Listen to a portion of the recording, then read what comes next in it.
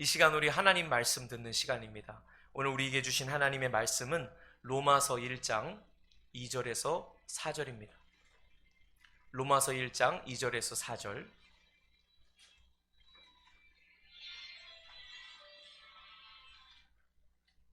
로마서 1장 2절에서 4절입니다. 신약성경 238쪽입니다.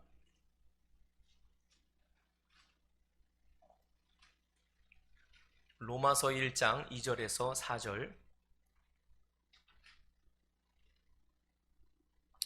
한 목소리로 다 같이 합독하겠습니다. 이 복음은 하나님이 선지자들을 통하여 그의 아들에 관하여 성경에 미리 약속하신 것이라. 그의 아들에 관하여 말하면 육신으로는 다윗의 혈통에서 나셨고 성결의 영으로는 죽은 자들 가운데서 부활하사 능력으로 하나님의 아들로 선포되셨으니 곧 우리 주 예수 그리스도시니라. 아멘. 이는 살아계신 하나님의 말씀입니다. 오늘 말씀의 제목은 왕의 즉위식입니다. 한번 따라 하실까요? 왕의 즉위식. 오늘 여러분들에게 복된 부활의 소식을 선포합니다. 제가 예수님 부활하셨습니다 라고 하면 여러분들 할렐루야로 맞이해 주시고 우리 큰 박수와 또 영광으로 우리 부활하신 예수님을 찬양하면 좋겠습니다. 여러분 준비되셨죠? 아까 박수가 살짝 나오려고 그랬다가 좀 용기가 부족했어요. 여러분 예수님 부활하셨습니다 하면 정말 우리 가운데 예수님, 우리 가운데 오신 예수님, 우리와 함께 지금 이 예배를 받고 계시는 무덤에 계시지 않고 죽음 가운데 거하지 않으시고 다시 살아나셔서 능력으로 하나님의 아들로 인정되신, 선포되신 그 주님을 찬양하도록 하겠습니다. 예수님 부활하셨습니다. 할렐루야! 할렐루야! 아멘. 할렐루야. 하나님께서 우리의 영광의 박수를 받으신 줄 믿습니다. 여러분 예수님이 부활하셨습니다. 사망의 권세를 깨뜨리시고 승리하셨습니다. 여러분이 부활의 복된 기쁨이, 은혜와 평강이 여러분들과 오늘 예배하는 여러분의 가정 가운데 함께 하시기를 예수님의 이름으로 간절히 축원합니다. 이 땅 가운데는 여전히 예수님의 부활을 부정하는 자들이 있습니다. 교회를 다니는 성도들 가운데도 부활에 관해 분명한 믿음을 갖지 못하는 이들이 있습니다. 과연 부활은 역사적인 사실일까? 죽은 자 가운데 다시 살아나는 일들이 과연 정말 가능할까? 이렇게 의심하는 분들이 계실 수도 있습니다. 그런 분들에게 다시 한번 말씀드립니다. 여러분, 예수님은 진실로 부활하셨습니다. 저는 이 부활이요, 그 어느 때보다 이 말씀을 준비하면서 오늘 예배를 드리면서 예수님이 부활하셨다는 사실이 너무나 선명하게 믿어져요. 여러분 그 이유가 뭔지 아십니까? 예수님이 부활하셨다는 증거는요, 우리가 그 2000년 전에 예수님의 부활을 직접 눈으로 목격해서가 아닙니다. 또한 어떤 고증이나 자료들을 통해서 예수님이 부활하셨다는 것을 입증할 수 있어서도 아니에요. 예수님이 부활하셨다는 사실은 오늘 우리 가운데, 우리와 함께, 우리 속에 주님이 함께 계시기 때문입니다. 주님이 오늘도 버젓이 살아계셔서, 너무나 똑똑히 살아계셔서 우리 안에 말씀도 하시고 내가 여기 있다 하시며 우리 가운데 역사하시는 분이시기 때문에, 하나님은 죽은 자의 하나님이 아니라 산 자의 하나님, 부활하신 하나님이시기 때문입니다. 오늘 그 부활이 여러분들에게 믿음으로 선포되어지시기를 간절히 축원합니다.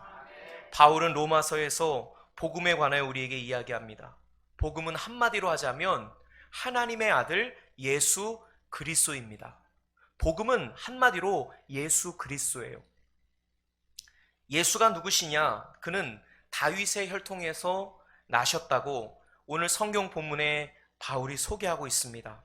3절에 그의 아들에 관하여 말하면 육신으로는 다윗의 혈통에서 나셨고, 즉 요한복음 1장 14절 말씀처럼 말씀이 육신이 되어 우리 가운데 오셨어요. 그런데 그는 임금의 아들로 태어난 것이 아니라 요셉의 아들, 즉 가난한 목수의 아들로 태어나셨습니다.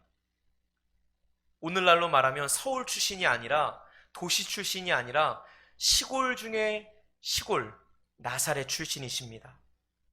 그리고 예수님은 잠깐 동안은, 공생애 하실 동안은 많은 사람들의 이목도 받으시고 많은 사람들이 그를 따르기도 했지만, 주목을 받기도 했지만 결국 비참하게 십자가에서 죽음을 맞이하게 돼요.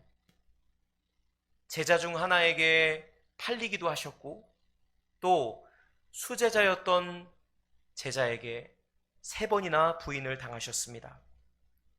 한마디로 그의 육신의 삶을 우리가 평가하자면 실패한 인생, 볼 것 없는 인생, 볼품 없는 자가 바로 예수님의 육신적인 삶이었습니다.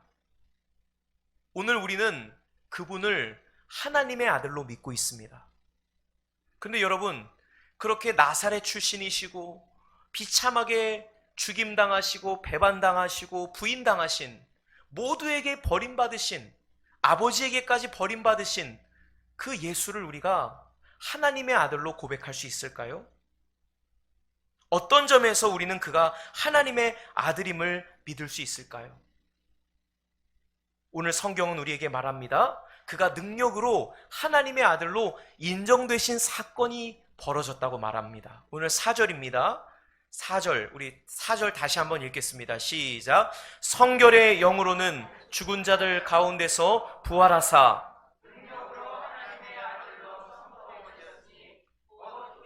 예수 그리스도시니라. 아멘. 여러분, 우리가 예수를 하나님의 아들이라고 고백할 수 있는 사건이 벌어졌어요. 그게 뭐라고요? 그 사건은 바로 부활이에요. 부활. 예수님의 부활은요, 그가 하나님의 아들 그리스도이심을 증거하고 있습니다. 우리는 부활을 통해서 그분이 왕이시구나, 그분이 하나님의 아들이시구나, 그분이 영원토록 말씀이시구나, 그분이 곧 길과 진리요 생명이신 나의 구원자이시구나, 바로 이 믿음을 부활을 통해서 우리가 갖게 된다라는 거예요. 사단이 광야에서 예수님을 3번 시험하죠. 사단이 예수님에게 이렇게 시험합니다. 네가 만일 하나님의 아들이라면 이 돌을 명하여 떡덩이가 되게 하라. 만일 네가 하나님의 아들이거든 이 성전 꼭대기에서 뛰어내려라. 네가 만약 하나님의 아들이라면 천사들이 당장 내려와서 너의 발을 돌에 부딪히지 않게 할 것이다. 여러분, 만약에 여러분들이 보는 앞에서 제가 돌을 명하여 떡이 되게 한다면 저를 가만히로 보시지 않겠죠? 저는 여러분들에게 스타가 될 겁니다. 고층 아파트 옥상에서요, 제가 뛰어내렸어요. 그런데 털끝 하나 상하지 않고 멀쩡한 거예요. 그걸 여러분들이 봤다면 그날로 여러분 신흥 종교가 탄생하는 날입니다. 사무엘교라고 그 신흥 새로운 종교가 탄생되는 순간이죠. 그죠? 이번 주일에 우리 고난주간에 기도회가 있었습니다, 여러분. 비록 현장에서 우리가 이렇게 모여서 기도회를 같이 못했지만 미디어 기도회로 우리가 드렸지만 얼마나 그 가운데 은혜가 있었는지 모릅니다. 은혜 받으신 분들만 끄떡끄떡 한번 해보실까요? 네, 감사합니다. 네. 무엇보다 제가 말씀을 준비하면서 예배를 드리면서 제가 참 많은 은혜를 받았어요. 십자가가 다시 한번 저에게 보여지고 깨달아지는 그런 감격적인 순간이었죠. 이런 말씀을 나눈 적이 있어요. 십자가에 달린 예수님을 향해서 사람들이 이렇게 조롱하는 거예요. 네가 하나님의 아들이라며? 그러면 어디 한번 십자가에서 내려와 봐라. 네가 남을 구원한다며? 그러면 너 자신도 한번 구원해 보거라. 예수야, 너가 하나님의 아들이라면 지금 당장 그 못을 풀고 십자가에서 내려와 봐라. 그러면 우리가 믿겠노라. 정말 여러분 그런 일이 역사상 벌어졌다면 어떻겠습니까? 정말 영화 같지 않았을까요? 저는 그 부분들을 한번 상상해 보면은요, 좀 짜릿하긴 했을 것 같아요. 드라마틱하게 정말 죽을 것 같았던 그분이 보란듯이 십자가에서 내려오시면서 천군 천사와 함께 그 못된 놈들을 다 복수하시고 때려 눕히시고 그렇게 십자가에서 내려오신다면 우리는 정말 그분을 하나님의 아들이라고 박수쳐 드릴 수 있을 것입니다. 우리는 역시 예수님은 다르셔, 능력이 많으신 하나님이셔 라고 환호할 수도 있습니다. 그런데 예수님은요, 전혀 그렇게 하지 않으셨어요. 예수님은 능력이 있으셨지만, 돌을 떡이 되게 하시는 능력이 있으신 분이셨지만, 돌을 명하여 떡덩이가 되게 하지도 않으셨고요. 성전 꼭대기에서 뛰어내려 살아남는 묘기를 우리에게 선보이지도 않으셨습니다. 분명 12군단 더 되는 천사들을 보내셔서 그 십자가를 지지 않으실 수도 있는 분이심에도 불구하고 그렇게 하지 않으십니다. 왜 그럴까요? 능력이 없으셔서가 아닙니다. 그렇게 하지 못하셔서가 아니에요. 다 이유가 있는 겁니다. 왜 그러지 않으셨느냐? 예수님은 그와 같은 방법으로 자신의 신분을, 자신의 존재를 밝히고자 하지 않으셨던 거예요. 돌을 떡이 되게 하는 방법으로, 성전 꼭대기에 뛰어내려 보호받는 방법으로 내가 하나님의 아들이다 드러내기를 원하지 않으셨던 거예요.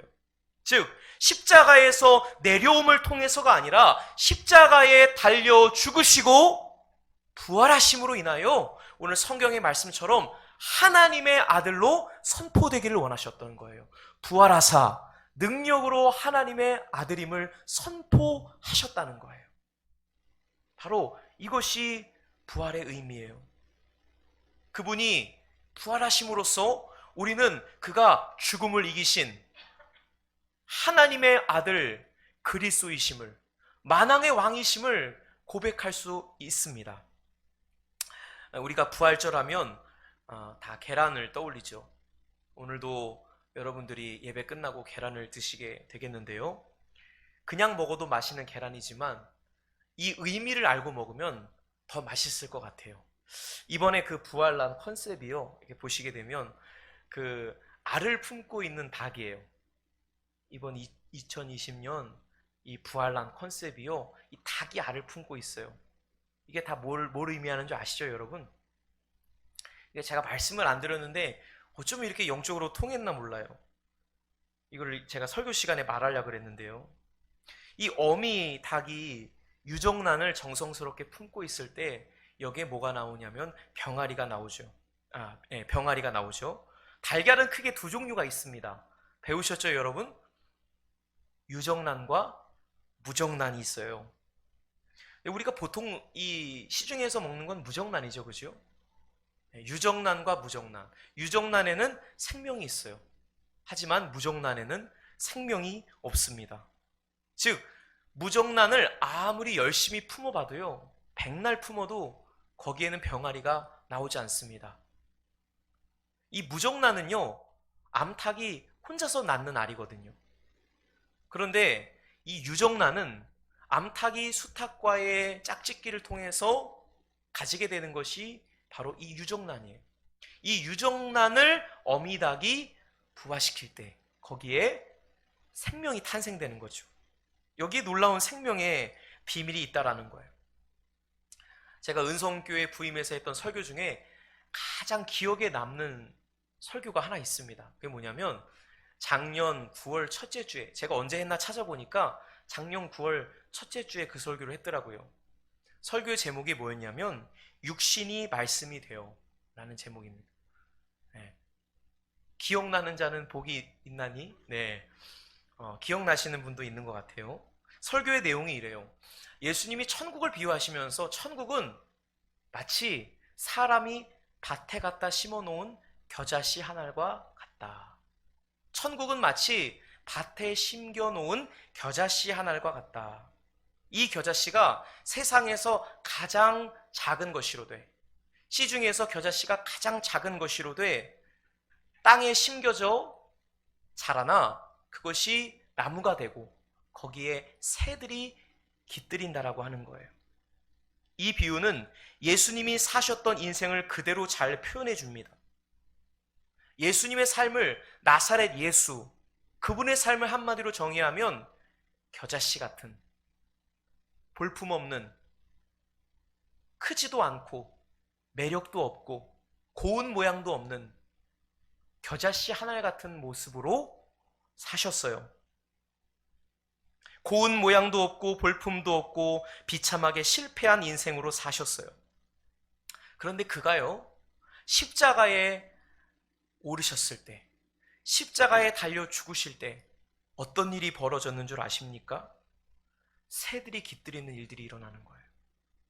마치 작은 씨앗이 땅 아래에 심겨졌을 때, 땅 속에 심겨질 때 비로소 그 씨앗 안에 있는 감추어진 고유한 생명이 발현되듯이, 나타나듯이 예수님의 십자가가 바로 그러하다라는 거예요. 예수님이 십자가에 달리실 때 그분의 그 안에 계셨던, 영원전부터 계셨던 그 말씀이 우리 가운데 생명이 되어 부화하고 싹이 트고 열매를 맺게 되었다는 거예요.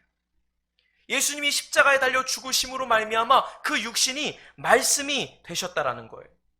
그때에 예수님이 십자가에 달려 죽으실 때에 지구촌의 모든 영혼이 멸망해서 구원을 받았습니다.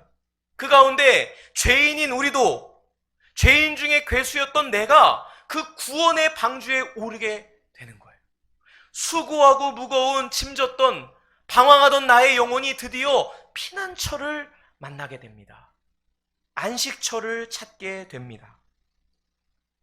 유교의 공자는 훌륭한 스승으로 불리웁니다. 불가의 석가모니는 해탈했던 위대한 인물이죠. 세상에는 위대한 업적을 이룬 인물들, 그런 영웅들이 있습니다. 그런데요, 그들의 죽음은 죽음일 뿐 그들의 죽음이 우리에게 생명이 되지 못합니다. 그들이 비록 돌을 깨우쳤고 살아생전에 많은 사람들에게 영향력을 끼쳤다 할지라도 여러분, 그들의 죽음이 우리의 구원과는 아무런 연관이 없어요. 왜냐? 그들은 무정란이기 때문이에요. 이해가 되세요? 그들은 무정란이기 때문이에요. 아무리 품어도 열매를 맺을 수 없음 같이 그들이 아무리 선한 일을 하고 착한 일을 하고 좋은 말들을 남겼다 할지라도, 아무리 그들이 선한 자이라 할지라도 그들의 죽음이 우리에게 생명되지 못하다라는 거예요. 예수님은 다릅니다. 예수님은 죽으심으로 우리를 살리셨어요. 예수님이 죽고 부활하심으로 말미암아 우리에게 의가 되었습니다. 그분이 부활하심으로 우리도 생명을 얻게 되었습니다. 그분은 무정란이 아니세요. 그분은 유정란, 그분은 겨자씨이십니다. 그래서 제가 오늘 말씀의 제목을 생명의 유정란으로 할까 이렇게 하다가 안 했어요. 여러분, 그런 의미에서 우리가 부활절에 계란을 먹는 겁니다. 그냥 맛있다고만 잡수시지 마시고, 예수님이 우리의 유정란이 되셨구나, 이런 설교 여러분 들어보셨나요? 예수님이 나의 유정란이 되셨구나, 그런 마음으로 우리가 먹으면 좋을 것 같습니다. 여러분, 예수님이 십자가에서 자기 육신을 깨뜨리실 때 거기에 하늘의 문이 열려져요. 그가 십자가에서 다 이루었다, 테텔레스타이, 이것을 선포하실 때에 여러분, 놀랍게 지옥의 문이 닫히게 돼요. 그가 3일 만에 부활하셔서 무덤 문을 활짝 여셨을 때에 우리에게 하늘 문이 열려지게 됩니다. 사도신경에서 우리는 예수님에 관하여 이렇게 고백을 했죠. 그는 성령으로 잉태되어 동정녀 마리아에게 나시고, 그 다음 뭐죠? 여러분이 해보세요. 시작. 본디오 빌라 장사한 지 사흘 만에 죽은 자 가운데서 살아나시며, 아멘. 네, 여기까지요. 네, 다시 살아나시면 이제 부활절이니까 여기까지 하는 거예요. 여러분, 예수님이 33년 생애를 사시면서 얼마나 위대한 업적을 남기셨습니까? 죽은 자도 살리셨고요, 병든 자도 엄청 많이 고치셨어요. 선한 일들도 행하셨습니다. 좋은 가르침도 남기셨어요. 그런데 우리가 고백하는 신앙의 신조 속에, 신앙 고백 속에 예수님의 생애에 대한 언급이 없어요. 그렇죠? 사셨다가 마리아에게서 잉태되셨다가 바로 고난당하시고 죽으세요. 한 줄 언급될 법하지 않습니까? 예수님이 죽은 자를 살리셨다고, 병든 자를 고치셨다고, 기적을 행하셨다고, 기가 막힌 설교로 사람들의 마음을 흔들어 놓았다고, 그렇게 한 줄 기록할 법하지 않습니까? 그런데 기록되어 있지 않는 거예요. 우리가 바로 이 점을 주목해 봐야 됩니다. 예수님의 진가가 십자가에서 죽으시고 다시 부활하실 때 비로소 그가 하나님의 아들로 선포되셨기에 우리에게 사도신경은 그 믿음을 고백하라는 거예요. 타임즈에 실린 이런 글이 실린 적이 있어요. 이집트에 3,000년 정도 된 것으로 추정되는 한 미라의 손에 작은 씨앗이 움켜져 있는 것을 누가 발견한 거예요. 학자들이 조심스럽게 이 씨앗을 땅에 옮겨다 심어보았어요. 그랬더니 어떻게 될까요? 싹이 났을까요? 안 났을까요? 싹이 났다라는 거예요. 그게 타임즈에 실렸어요. 참 놀랍죠? 미라는 죽은 자입니다. 죽은 자의 손에 산 것이 들려 있었던 거예요. 죽은 자의 손에 들려 있었던 그 씨앗을 심어보니 거기서 열매가 나더라는 거예요. 생명이 움돋더라는 거예요. 수천 년의 세월이 흘렀어도 여전히 그 속에 생명을 간직하고 있었다라는 거예요.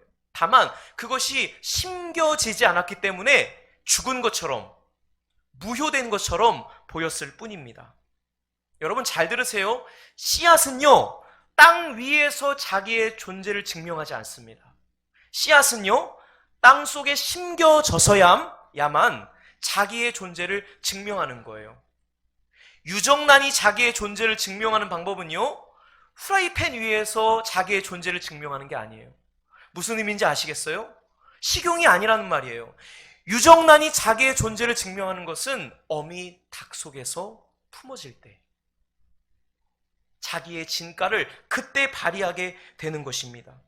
겨자씨가 땅에 심겨져야 하듯 유정란이 부화되듯이 예수님이 십자가에 달리시는 거예요. 여러분, 예수님이 아까도 말씀드렸던 것처럼 선한 일을 행하시고 우리에게 산상수훈을 비롯한 주옥 같은 말씀을 우리에게 남기셨어요. 그런데 그분이 나의 죄를 위하여 십자가에 돌아가시지 않는 한, 그리고 부활하시지 않는 한 그것이 우리에게 생명이 될 수 없다라는 거예요. 자신의 육체를 그분이 깨뜨려 주셨기 때문에 우리가 오늘 구원을 받고 생명을 얻은 자가 되는 것입니다. 예수님이 죽으시지 않으셨다면 우리의 구원은 없는 거예요. 여러분, 예수님이 죽으시고 다시 사셨습니다. 예수가 그리스도이십니다. 예수님이 만왕의 왕이세요. 죽으시고 부활하신 그 분만이 공자도 아니고 석가모니도 아니고 죽으셨다가 다시 사신 예수님만이 우리의 구원이 되시고 우리의 생명의 주가 되시는 거예요. 예수님 부활하시기 전에 세상을 지배하던 왕이 따로 있었습니다. 마치 이스라엘 백성들이 가나안을 정복하기 전에 가나안을 지배하고 있던 왕들이 있었죠. 예수님이 부활하시기 전까지 온 땅을 지배하고 있던 왕이 있었습니다. 그게 누굽니까? 바로 사망이에요. 모든 나라와 모든 시대를 막론하고 남녀노소를 불문하고 모든 인생을 지배하고 휘어잡고 있는 권세자가 누구였냐? 사망이었어요. 예수님이 부활하신 것은 사망의 왕이 폐위된 사건이에요. 예수님이요, 죽음으로써 죽음을 이기셨거든요. 할렐루야.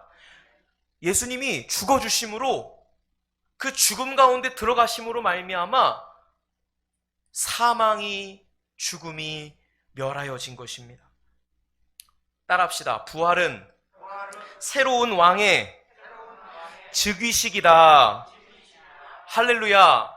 아멘. 사망의 왕이 패하시고 이 부활은 새 왕이 우리 가운데 즉위하시는 날이에요.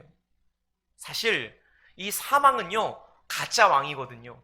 이 이전에 우리를 지배하던 왕은 진짜 왕이 아니에요.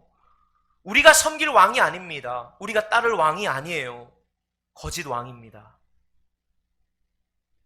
이제 우리에게 부활하셔서 새롭게 오신 왕, 죽음을 이기신 왕이 우리의 진짜 왕이에요. 우리가 섬겨야 될 왕입니다. 우리가 경험해야 될 왕입니다. 여러분, 주님이 오늘 우리를 이 부활절 예배 가운데 불러주신 것은 왕의 즉위식으로 우리를 초대해 불러주신 거예요. 내가 이겼다. 내가 죽음을 이겼고 내가 너희에게 생명을 주노라. 주님이 우리를 다스리신다라는 거예요. 이것이 부활 사건입니다. 4.15 총선이 이제 3일 앞으로 다가왔죠. 총선 때가 가까이 오니 이 후보들의 선거 유세가 치열합니다. 어떻게든 당선의 기회를 얻기 위해서 안간힘을 쓰고 있죠. 여야와 보수 진보 할 것 없이 이들의 말은 이렇습니다. 이들의 슬로건은 이래요. 저를 뽑아주신다면, 제가 국회의원이 된다면 이 나라가 변할 것입니다. 지역을 발전시킬 것입니다. 살기 좋은 세상으로 만들 것입니다. 다들 이렇게 말하죠, 그죠? 여러분, 그래요. 어떤 지도자가 세워지느냐에 따라, 어떤 일꾼들이 뽑혀지느냐에 따라 나라의 운명이 좌우됩니다. 행정부의 수장인 대통령이 중요한 것만큼 법을 제정하는 입법부를 담당하는 이 국회의원들도 굉장히 중요한 역할을 감당하죠. 대통령이 누구냐, 국회의원이 누구냐에 따라 이 나라의 운명이 달려있기도 합니다. 여러분을 다스리고 있는 왕은 누구세요? 내 삶을 누가 다스리느냐? 사망이라는 왕이 여전히 다스리고 있느냐? 아니면 새로운 왕으로 즉위하신 그 생명의 왕이신 예수님이 내 안에 오셨느냐? 예수님이 왕 되시기를 바랍니다. 예수님이 왕이 되시면 우리의 삶이 변화가 되는 거예요. 우리의 삶이 놀랍게 달라지게 되는 것입니다. 말구유에 탄생하신 예수님은 종으로 오신 예수님이에요. 하지만 무덤에서 나오시는 예수님은요, 하나님의 아들, 만왕의 왕으로 우리에게 오십니다. 여러분, 우리가 오늘 이 부활의 의미를 잘 기억해 보기를 바랍니다. 오늘 우리는 이 왕의 즉위식에 초대되어 있는 거예요. 아마 2020년 사순절과 부활절, 오늘 우리가 보내고 있는 이 날들은 평생 잊지 못할 그런 기억이 될 것 같아요. 온 세상이 코로나 바이러스로 인해 고통을 겪고 있습니다. 저와 친한 동기 선교사님이 계신데, 그 친구가 지금 인도에서 사역을 하고 있습니다. 얼마 전에 보내온 선교 편지를 읽어보니까 상황이 정말 심각하더라고요. 인도에는 지금 강력한 봉쇄령이 내려져 있어요. 모든 점포와 직장이 폐쇄되고 허락 없이, 승인 없이 거리에 나오면 경찰들이 시민들을 마구 두들겨 패고 있어요. 하지만 이미 벌이도 끊어지고 비축된 식량도 점점점 동이 나고 있는 상황에서 언제까지 가둬두고 있을지 모르겠다라는 거예요. 언제 폭동이 일어나도 이상하지 않을 만큼 풍전등화와 같은 정말 그 아슬아슬한 하루하루를 보내고 있다라는 거예요. 지금 선교사님들은 어디나, 미국도 마찬가지고, 아마 우리 카자흐스탄의 우리 서선교사님이나 우리가 선교하고 있는 선교사님들도 아마 상황은 다르지 않을 거라고 생각이 듭니다. 선교사님들이 지금 고민에 빠져 있는 것이 고국으로 잠깐 떠나와야 하는지, 아니면 선교지에 남아 있어야 되는지, 지금 대사관들마다 전세기를 동원해서 우리 자국민들을 이제 대한민국으로 이송시키는 그런 일들을 하고 있습니다. 선교사님들이 과연 그 기회를 잡아야 될까? 아니면 여전히 이 땅에 남아 있어야 될까를 고민하고 있더라고요. 여전히 위태한 상황 속에서, 위기의 위험한 상황 속에서도 복음이 필요한 이들을 위해서, 그리고 먹을 빵이 필요한 이들을 위해서 그들을 사랑하는 마음으로 여전히 달리고 있는 선교사님들이 계십니다. 오늘 여러분들이 부활절을 맞이해서 헌금을 하시게 되는데요, 이 부활절 헌금을 우리가 지난 기획위원회에서 우리 주변에 어려움을 겪고 있는 분들을 우리가 함께 도우려고 합니다. 그리고 또 허락이 된다면 열악한 환경에서 사역하시는 그 선교사님들을 우리가 이번 기회에 좀 도왔으면 좋겠습니다. 이제 말씀을 정리하겠습니다. 저는 이런 난리와 같은 상황에서 하나님께서 우리에게 부활절을 허락해 주시고 오늘 우리를 이 감격적인 왕의 즉위식에 초대하시는 주님의 마음을 보게 되었어요. 사랑하는 여러분, 우리가 상황을 바라보고 환경을 주목해 보면 낙심할 일밖에 없습니다. 그러나 우리 안에 만왕의 왕이신 주님이 살아계시다고 하는 것, 죽음으로 끝나지 않으시고 그 죽음을 패하시고 사망의 왕을 폐위시키시고 우리에게 진정한 왕으로 오신 그 예수님, 오늘도 나와 함께 하시고 내 안에 살아 역사하시고 오늘도 나에게 말씀하시는, 나에게 능력으로 역사하시는 그 부활의 주님을 바라본다면 오늘 우리에게 소망이 있지 않을까요? 오늘만큼은 여러분이 왕의 즉위식, 오늘 이 감격적인 즉위식에 참석한 오늘만큼은 여러분 우리의 마음속에 이 부활의 기쁨이 가득하기를 바랍니다. 만왕의 왕이 우리 가운데 오셨습니다. 여러분들과 함께 하십니다. 오늘도 우리를 다스리십니다. 오늘 이 감격과 기쁨을 마음껏 누리시기를 바랍니다.